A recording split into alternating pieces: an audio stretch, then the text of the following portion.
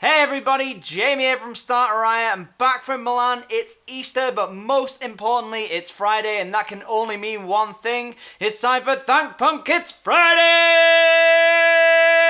Before we get started, I've got a little favour to ask you. If you enjoy the content that we make, the interviews, the live videos, and Thank Punk, it's Friday, then just hit the subscribe button down below. If you're already subscribed, tell a friend who might enjoy the channel. Also, make sure to hit that like button. I know it seems like a small thing and it's easy to do, but the numbers really do matter, not just to me and my own sense of well-being, but to big shots watching this who might want to keep us going a bit longer. Without further ado, here's some new music. Royal Blood have got a new song called Lights Out. It's the first track off their second album, How Did We Get So Dark? That'll be out on June the 16th. Now, Royal Blood are a bit of a strange band. They rose incredibly quickly in the UK. Their debut self-titled album, Royal Blood, was #1 on the album charts. They played shows with the Foo Fighters and they won a Brit Award for Best Rock Act. And then with any band that gets successful in the rock community or gets a bit of hype, there was a big backlash from a lot of the cool crowd. Now, the album itself was a bit hit and miss. The singles I loved, Come On Over, Out of the Black, absolutely huge tunes, but it felt like the album may have been a bit rushed. There was a lot of filler on there. I don't think they necessarily deserve the bad reputation they've got. Sure, they're not the most original band in the world, but they've got some good songs. They're really good live. I think there's definitely worse bands that could be pushed to the mainstream. Anyway, this song isn't really too much of a departure from the first album. There is some interesting stuff in here with layered vocals and some new bass effects, but as a two-piece without adding new members or instruments in, there is really only so much you can do as a band. It still retains that core Royal Blood sound anyway. Basically what I'm saying is, if you're a fan of Royal Blood, you'll probably enjoy this, but if you're a naysayer, this probably won't win you over. Tiger's Jaw have a new song called June. It's the second song off their upcoming 4th album, Spin, which will be out on May the 19th. I've been listening to the first song, Guardian, a whole lot since it came out. I really love that song, and this is another absolutely brilliant song. This is a Brianna song, so obviously there's only 2 members of Tiger's Jaw now, Ben and Brianna. Adam and the other members left. Brianna's main shining moment on Charmer is the song Hum. It's possibly one of the best songs on the album. And this song is in a similar vein. It's kind of bittersweet like that song is. Apparently this is the first song that Brianna ever wrote, and it's pretty good. Also, June is my grandma's name, and it was her birthday last week, so I like to think this song's for her. Like I said, the album's out May the 19th. The band have been confirmed for Leeds and Reading Festival, which means they will be coming to the UK this year. Please guys, you're gonna be here anyway, just do a little tour. Just a few dates. I'd love to see Tiger's Jaw again. The last time they were here was supporting Basement. Half an hour is not long enough for a set. I also saw him open Riot Fest last year. Again, half an hour is not long enough to see Tiger's Jaw. The incredible and gay-mazing Power Bottom have another new song, LOL. It's the 3rd song released from their upcoming 2nd album, Pageant, which will be out on May the 12th on Polyvinyl and Big Scary Monsters. The 2 songs already released, Big Beautiful Day and Answer My Text, have been phenomenal, and this is no different. The first 2 songs are quite different from each other. Big Beautiful Day was a Ben song, Answer My Text was a Liv song. This is another Ben song, but it's a softer, almost crooner-like song, a bit like Short-Lived Nightmare or New One off Ugly Cherries. Both beautiful songs, and this one raises the bar even higher. Not only have we got Ben's beautiful voice over this, but adds to that enchantment the incredible Kylie Lott, aka Petal, who contributes vocals on this track as well. Some beautiful harmonies in this, in the bridge and the chorus. They played this song live when I saw them on Tuesday, and it was just amazing. One of the highlights of the set. That album's out on May the 12th. I honestly can't wait for it. I think it'll be a very strong contender for my album of the year. Smidley, aka Conor Murphy, frontman of the band Foxing, has a new song called Fuck This. It's off his debut album No One Likes You, which will be out on June the 2nd on Triple Crown Records. This sounds absolutely nothing like Foxing other than the fact that Conor Murphy is singing on it.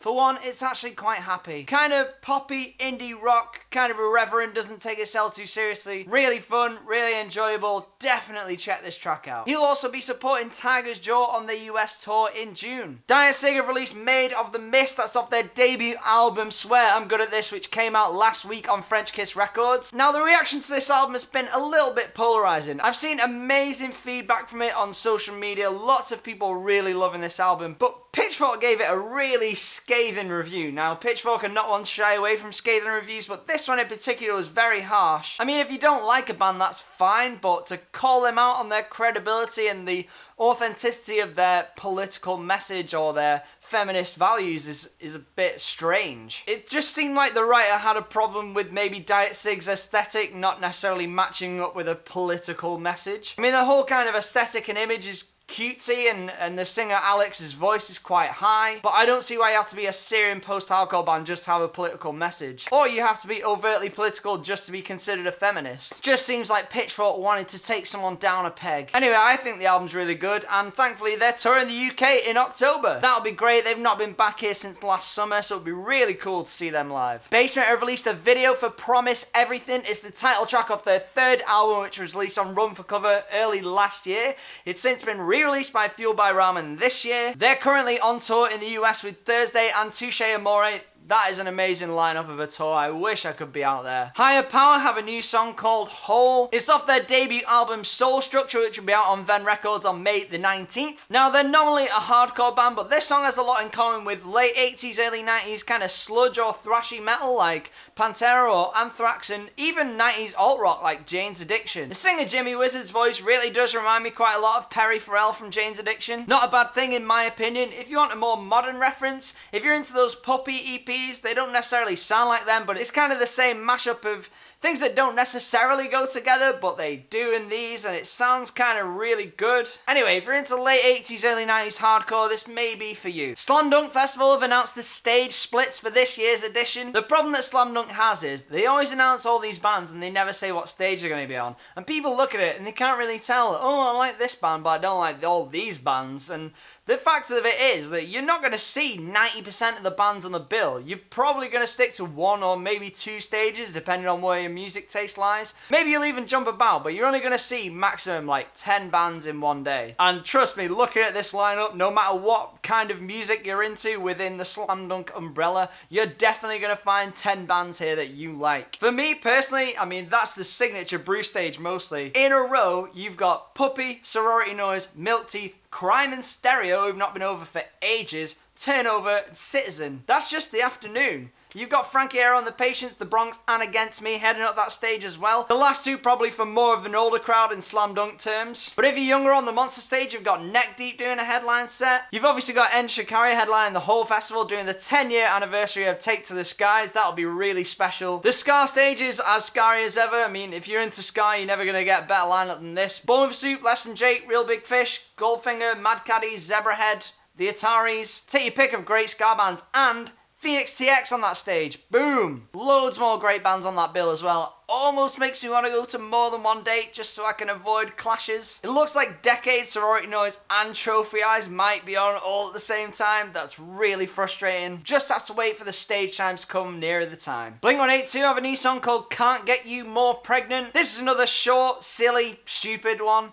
If you hated Built This Pool, you will definitely hate this one as well. That'll be on the deluxe edition of California, which will be out on May the 19th. Remember, 11 new tracks on the album. It's basically another album. In more touring news, two of my favourite bands at the minute have released two of the best albums of 2016. Joyce Manor and Martha are touring together in the UK. What the fuck? So good. I can't wait for this one. It's happening in July. The only bad thing is it clashes with 2000 Trees Festival, which is at the same time. God damn it, why do you do this to me? Still, that tour will be sick. I've seen many people excited about this. Joyce Manor's album Cody came out last year. It was fantastic. And Martha's Bliss is in the pit of my heart. If you haven't heard either of those albums, I implore you to go and check both or either of them out. They're fantastic. John K. Sampson, the frontman of The Weakerthans, has a new single called Alpha Adept. That's from his third album, Winter Wheat, which came out last year on Anti Records. He'll be doing a few UK dates, London, Manchester and Brighton in May. And two quick ones that I missed from last week. Single Mothers released a 2-track EP last week. The 2 tracks are East Van, Band Van and Night School. It follows in succession from the short EP they did last year, both successing the debut LP Negative Qualities, which came out 2 years ago. Absolutely fantastic album. The EP they did before that as well, the self-titled Single Mothers EP, was brilliant. They should have their second album coming out this year, hopefully, fingers crossed. It's for fans of very sarcastic hardcore. I don't know how better to describe it. It's just